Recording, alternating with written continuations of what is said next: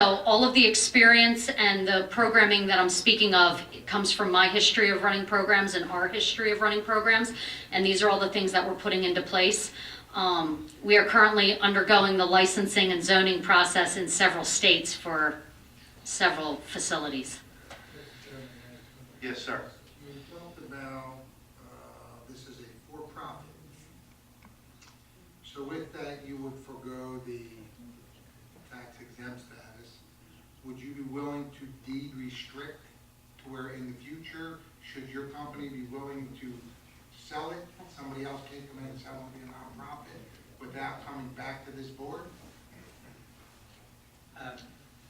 I will take my lead from the client in indicating that's a very difficult deed restriction.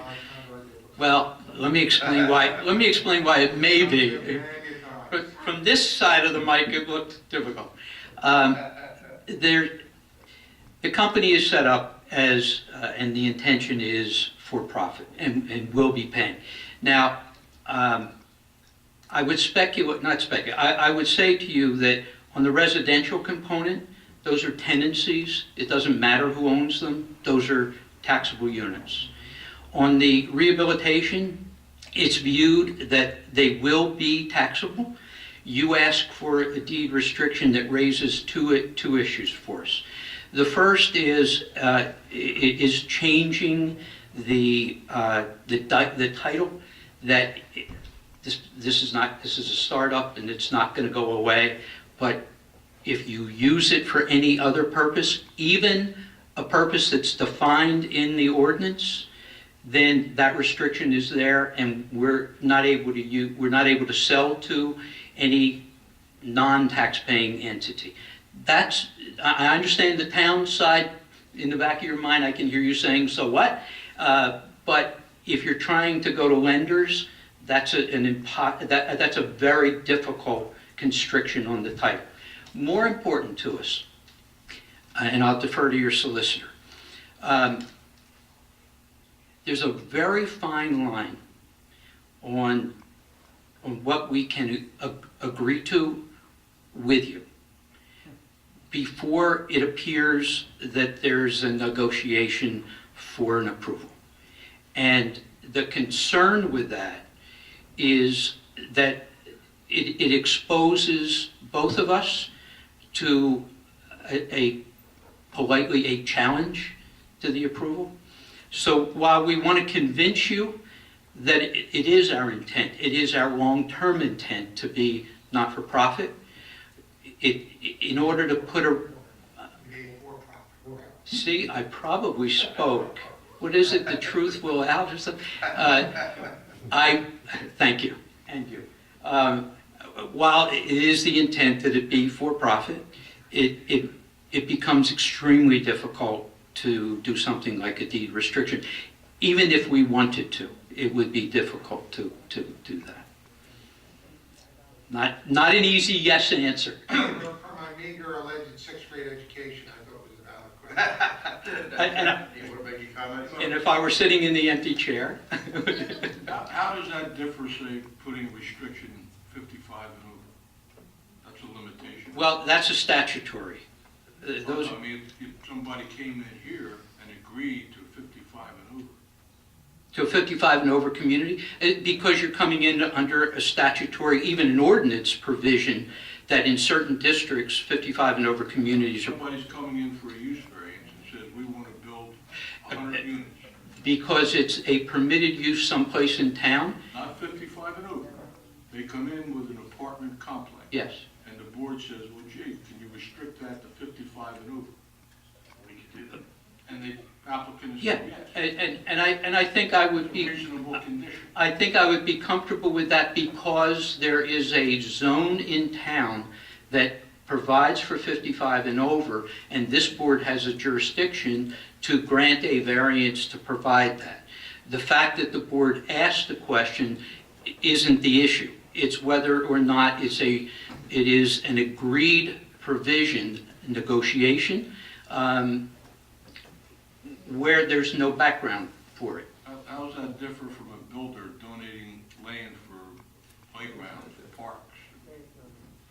Well, I'm not going to say I'm not going to say which one is right or wrong.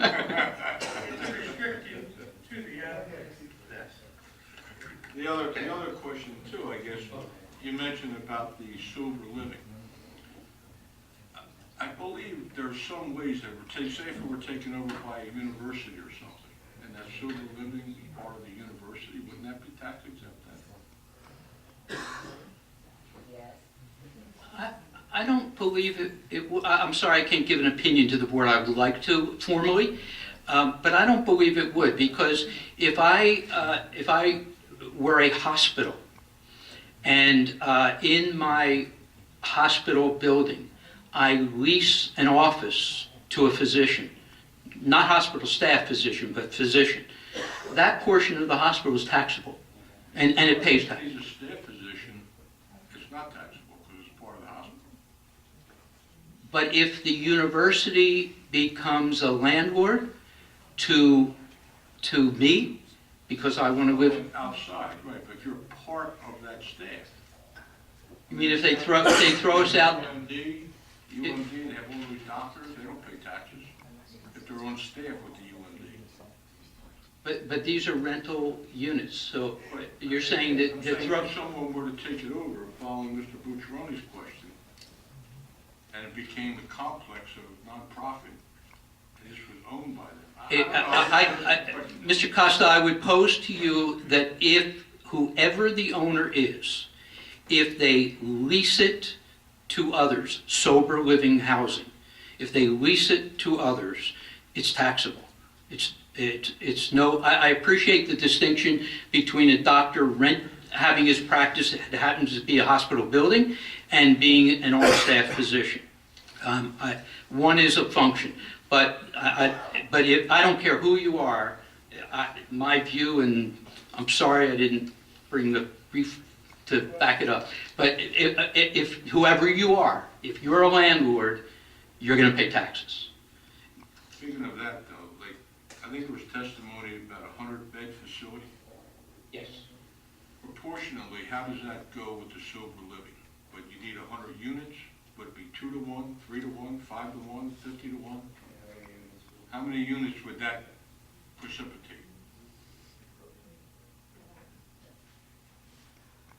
Yeah, we haven't come up with how many units yet in the sober living.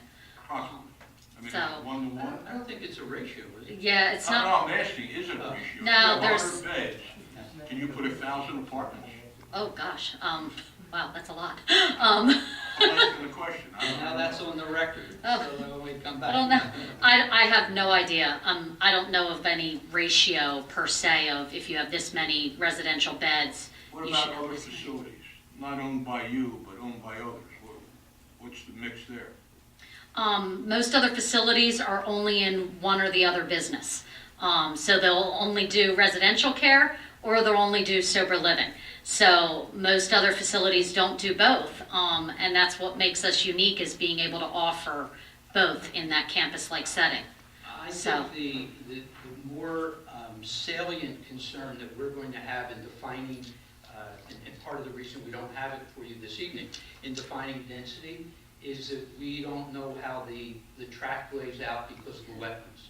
We know that we're pushed significantly forward, and we also know that if we came in here with a 7-story building, there was no reason to come in.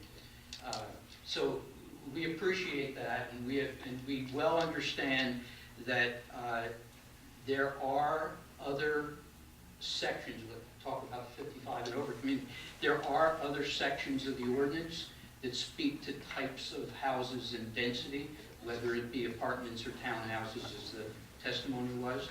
And we understand that if we go beyond that, and we're going to have to ask you in the future to use those standards, or to vary from them. And so you're going to have that control. And we are aware that there are, Before this board? well, if You're we're coming in before for the density, it's board, going to be before this board. One way or another, it's going to come back to this board. Want to use for density? Yes. What we're asking the board to consider tonight, this is not a small project. This is a major financial project. And you don't go and spend well into six figures in order to figure out what you're going to do. And that's why the state statute allows that we can come in, talk to you about variances first, and then go and design. What we're looking for... On a permitted use. Yes. And that's exactly what I was going to say, is that within the context of, pardon me, the interpretation, we're asking the board to tell us whether or not you agree that we can do residential function as part of the campus under the interpretation. If you tell us we can, we still have to come back to you with our design, our density, our type of unit, because none of that is before you. We're just trying to get a clear direction that if we go and do this project in the residential component of it, that when we come back, we don't get stared at and say, well, what are you doing here with residential? We just want to know that we're moving forward in something that the board finds to be acceptable. Not in detail, but is acceptable in the... But one is definitely tied to the other. The sober living is tied, if you don't go through your program, can you still move into the Yes, sober living? yes. Well, How would that separate. Yeah, I mean, could we grant them a variance for the rehab facility and deny them variance, or deny them the interpretation for the residential? I think that's another possibility. And I take your point and would ask that we have the consideration bifurcated to be the two items. Yeah, I'm saying, I mean, if that's, say, there are two different designs there. but that, what I just said, it's integrated. They want Together. it integrated, but one, we may interpret the one as a permitted use and not interpret the other as a permitted. Well, if you interpret it as You may, permitted, you may get the rehab facility interpreted as a permitted use, but we may feel that the residential is another type of use and doesn't fit without a variance. yeah, I would agree with that, except I think you might have to look at the whole picture, because one doesn't really work without the other. Yeah. The rehab function, there are components of each other, and it's important that we have the residential, but the rehab function itself, I won't speak without you're saying the same thing, it can stand alone in the context of the function. We want it to work together as a campus project. It's a component of each other, but it's, I sell shoes in this store, and I'm selling watermelon in the store next to it. But I think, certainly you could do that, but I think the concern would be if you make a determination that the rehabilitation is a permitted use in an institutional zone, that would apply to every institutional zone in the township. If they came through a use variance, then it pertains just to that particular site. But that's something. I think the other thing about this site is the fact that the use that it's been used for in the past is very close to the rehabilitation use that you could interpret. The new use to be very similar. to If you look at the component parts, bedrooms will be bedrooms, and kitchen will be kitchen. Communal kitchen will be communal kitchen. I guess, one of the comments on the ordinance. I think one could suggest that when the ordinance speaks of residential healthcare facility and with other language that we don't know really why it's in the ordinance, related to blood or family, we don't know. I mean, I think we agree, we don't know why that definition is in there, other than it's in there. It's in the administrative code for defined in other health codes in New Jersey? I don't know, but I did think maybe the ordinance was speaking, when they talk about residential healthcare facilities, trying to define that these patients will be residing in the hospital. I want to use the word hospital, the St. Pius retreat where there's beds. There would be people residing in there. That's the residential component of the whole treatment facility. I think it may be. I think that's where the residential. At least that's my opinion. It's unfortunate that we don't have a definition for that, but when we look to the long-term care definition in 202, it tracks word for word our licensing obligation. Well, long-term care facility, you're talking about a hospital, not a residential community. I'm trying to understand, I think Mr. Cimarelli brings up a good point, trying to understand what it is that you're doing. It doesn't seem that you know what you're doing. With respect... With the sober living community, you don't know the housing style, you don't know the density, you don't know how high the buildings are going to be. And I'm just trying to figure out how that is not an apartment complex, because you said that anyone could live there. And if I wanted to live in that, to live in a sober community, I could. Yes. And I don't know why that isn't different than any other zone, when this zone specifically is not residential. I'm just trying to understand. But we have to equate the introductory provision as well, that I don't see it as an accessory use. I don't see an apartment complex as an accessory use to the treatment center, I guess. But the intent provision speaks of residential campus type of use. Campus not meaning college, obviously, meaning a complex of buildings.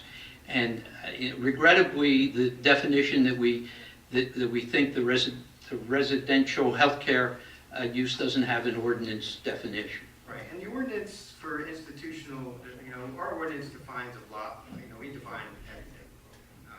And in my opinion, we define an institutional use. And we're just trying to give a general definition to the layperson what we mean by an institutional use. I don't think that means every institutional use is permitted in the institutional zone. Just like we define a commercial use, that doesn't mean every commercial use is permitted in a commercial zone. So I think that's why you're here for the interpretation. Also, wanted to say quickly that you said it's not court mandated, but could it become a court mandated facility?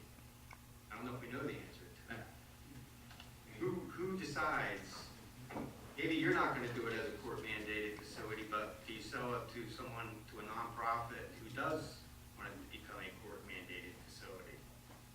I mean, currently at the time, we're proposing and we're building this facility. We have no intentions of selling. We're building facilities up and down the eastern seaboard. Currently we have no plans to sell to a nonprofit that could, then I guess make it into something else. But is there the potential that it does that? Means, as Mr. Gucciaroni said, you don't want to make any deed restrictions. Does the potential exist that it could become I'm not sure how that process works. I'm just a planner. I don't know how the legislature works that way. What makes it become a court mandated? You have to apply, become a court mandated? Yeah, you have to apply to become a court mandated. Someone could apply for that. Yeah, you have to apply to become a court mandated program. You have to accept public funding. You're not accepting the private insurances anymore. Now you're accepting the public dollars. You have to go through a separate process to become a court mandated program with the courts. So. And that's a total reversal of the program policy that was the formation of this company. Correct. I mean, the formation of our company isn't that model. Our business model is not that business I model. understand what you're saying, but you're not asking the board to approve your company's proposal. You're asking the board to approve a residential substance abuse healthcare facility. The board needs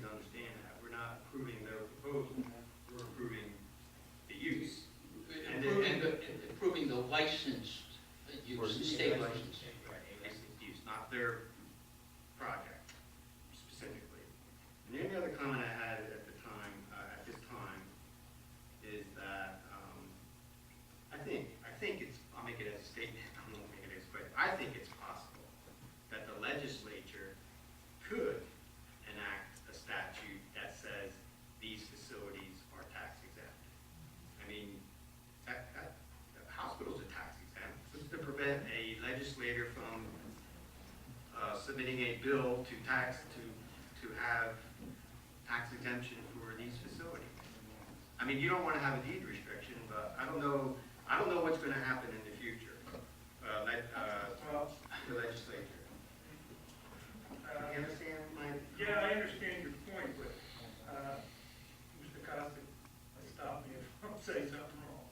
I was always under the impression that, our zoning decisions could not be based on tax rate. And I think we're better off if we disregard that portion, because we're getting into an area that could put it gives the impression that we're basing our decision on the fact that you're gonna be taxable or not. You're absolutely We don't wanna base our decision on that. You're absolutely correct, and the reason why I say that is to give another side of the coin to the applicant's proposal that they're not, that they're going to be for profit. I think one thing you could take a look at, though, is fiscal impact. What impact does this have on the township? Regardless if it's profit, non-profit, exempt, something in the Perhaps overall if process. they're gonna require services that the township would provide. They're gonna put in 300 apartments, 500 apartments. I mean, I don't know. Again, I can't speak for the project because it hasn't been designed, but these are not going to be public roads, are they?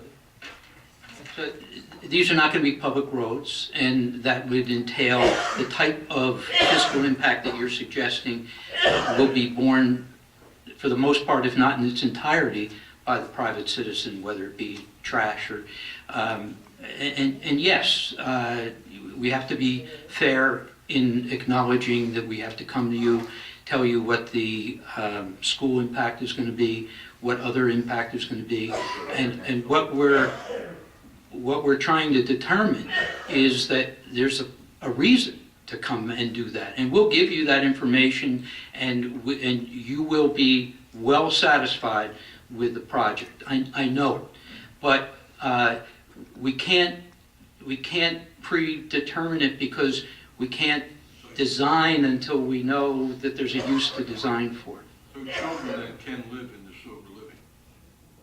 Yes, families are encouraged. Yeah, but I would suggest, Mr. Costa, I'm not counting anyone's money here, but I'm hearing $36,000 a year for rental. You're gonna make sure that you and your kids behave. The only other thing on the court mandated, if someone were sentenced to a court mandated drug facility and wanted to come to your place with private insurance, they'd be allowed to do that, wouldn't they? If they came to our place of their own free will. I'm saying if the court says you're going 30 days inpatient and we're going to sentence you to such and such, and they say, well, wait a minute, I'd like to go to this place and I have my own insurance. We're not secure and we're not a court mandated program, so the court would have to agree to that. No. What I'm saying is if the court says we're going to sentence you to inpatient treatment, Correct. can somebody then say, I have my own insurance, I want to go on Cheeseman Road? They can say, yes, they can say that to the court, and then the court has to make a decision as to whether they're going to allow that or not.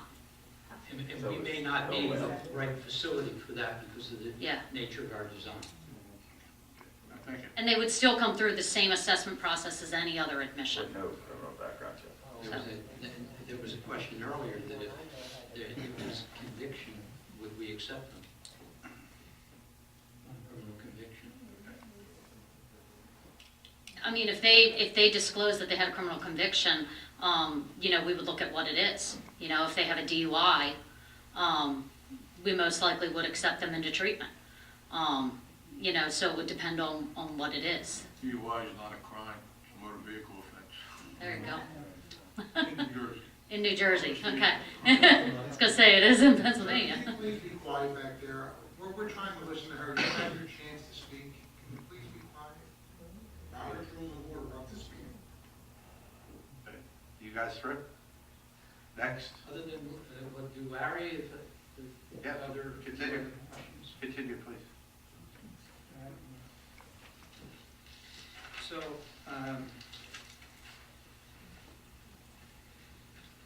Larry, you've been sworn and you've been found to, if I can find a piece of paper.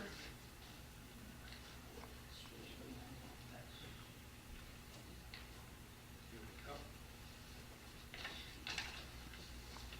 So, Larry, in preparation for this, you've reviewed the statutes, the codes, the ordinances, and respect to the project. You're familiar with the definitions and the letters that have been marked as A3 and 4. Yes, I have. And within that context, you've reviewed the project, and if you would review that for the board. That's fine. And I'm going to go through the exhibit. I know, the premises is for an interpretation of your zoning, as does this fit by definition. Obviously, there's been a lot of testimony so that you understand what the proposed use is, but more particularly, I've looked at it as to what the Gloucester Township Zoning Code has established, what the state statutes have established, what the MLUL has established, and what a definition is, and does it really meet what your intent of the institutional zone district was. But before I go into that, I'll describe the site, because I think the history and some of the surrounding uses are particular to that. This is the overall site. As we had said, this is what was the existing, right here is the existing retreat center. That sits back approximately That's A2 that you're speaking from. I am looking at A2, yes. The existing retreat center, it sits approximately 300 foot back from the road. There's an access road, there's a parking area on the site. The overall site is 140.1 acres. Of the 140.1 acres, this is the wetland and wetland buffers, which has been actually formally delineated, inspected by the state and certified for both the limit of buffers. 69, almost half of the property is encumbered by environmentally sensitive area, either wetland, wetland buffers, protected area, and that runs along, this would be the north end of the site, so that runs along the eastern side of the property, all the properties bordering to the back.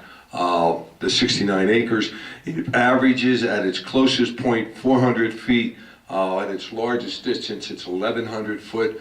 So there is a continuous wooded natural environment, stream corridor buffer that will never be touched. So that will remain as far as impact on surrounding neighbors. Further east on the property, this is the landfill. There is a couple residential homes here. This is the Public Works Department here. And they are all well in excess of close to 1,500 feet or more from any proposed development activity on the site. To the immediate north, which is interesting, is the Youth Consultation Services building. They occupy the building. They provide, and I've confirmed this, juvenile, mental, and developmentally disabled services at that facility.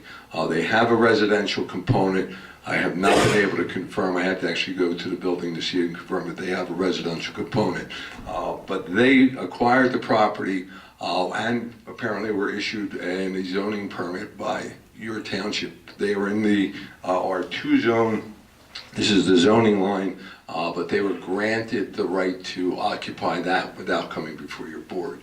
On the opposite side, Peter Cheeseman Road is Camden County Community College. The college campus, the developed campus, is approximately 240 to 250 acres. They own additional land out towards 42 and so forth, but that's not in the 240 acres. So the college campus is almost double the size of what this property is. And I make reference to the campus, again, back to the zoning interpretation, what Mr. Mintz had covered, and